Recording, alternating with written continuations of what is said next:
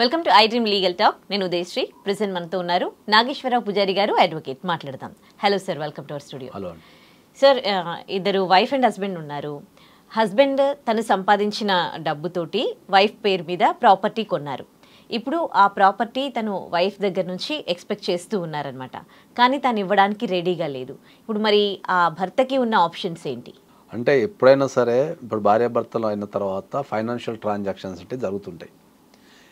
ఈ financial transaction జరిగేటప్పుడు ఏంటంటే మనం భార్యే కదా లేకపోతే భర్తే కదా అని చెప్పేసి మన దగ్గర ఉన్న మనీని వాళ్ళకి ఇవ్వటం కానీ లేదా మనకు వాళ్ళ మీద ఆస్తులు ఉండడం కానీ చేస్తుంటాం.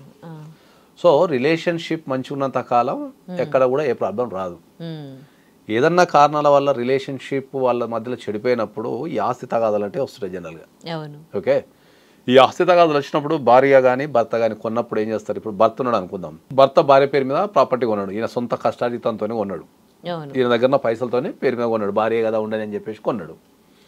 కొన్న తర్వాత ఏమవుతుంది? మీకు నెక్స్ట్ ఉన్నంతకాలం మంచిగా ఉంటుంది.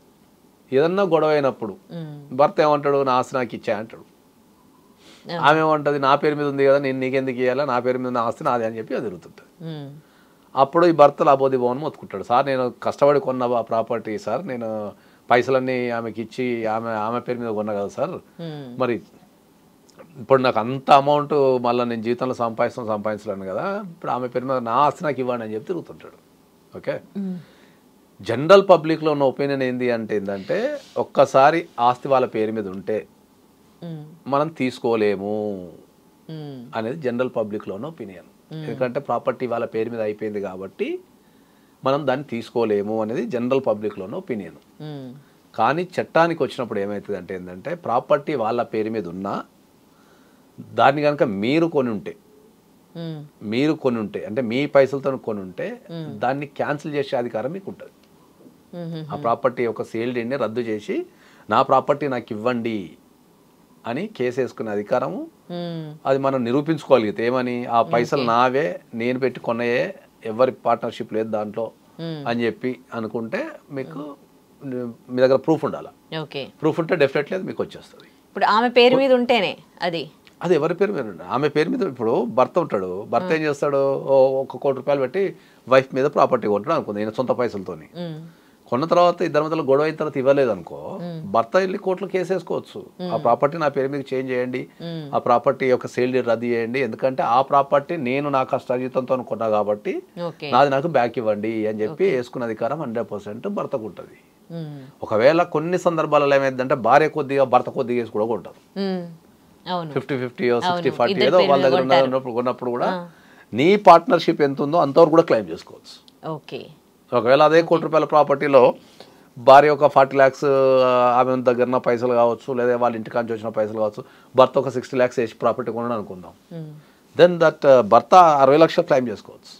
ఇప్పుడు తను సేల్ అయిపోయింది అనుకోండి, ఇప్పుడు తన పేరు మీద ఉన్న ప్రాపర్టీ ఇంకొకరికి అమ్మేసింది అనుకోండి, అప్పుడు కొద్దిగా కష్టం అవుతుంది మనకు. ఇప్పుడు ఉన్నంత వరకు అయితే మనం ఇది ఈజియెస్ట్ ప్రాసెస్ ఉంటుంది. ఒకవేళ ఎప్పుడైతే భార్య కనుక అమ్మితే లేకపోతే అమ్మినప్పుడు కొద్దిగా మాకు అది ఇబ్బంది అయ్యే పరిస్థితులు ఉంటాయి అవి.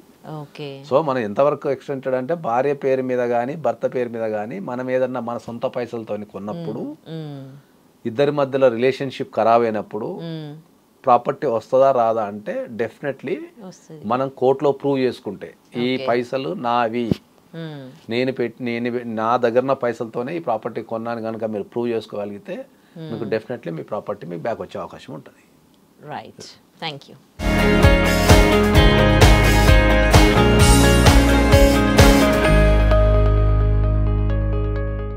And for more videos, please subscribe to iDream. Please subscribe to iDream. Please subscribe iDream. And please subscribe to iDream. For more videos, subscribe to iDream. please like, share and subscribe to the channel. Congratulations, iDream. Subscribe to iDream. Subscribe to iDream. So subscribe to iDream Media. iDream ki iDream team andarki huge congratulations. Please subscribe iDream Media. Please subscribe to iDream. Subscribe iDream. Please subscribe to iDream. iDream అంటే నా కళల channel subscribe చేసుకున్న నోరు తిరుగుతలేదు, మీరైతే గంట గుర్తు కొట్టండి. For more such videos, please subscribe to iDream.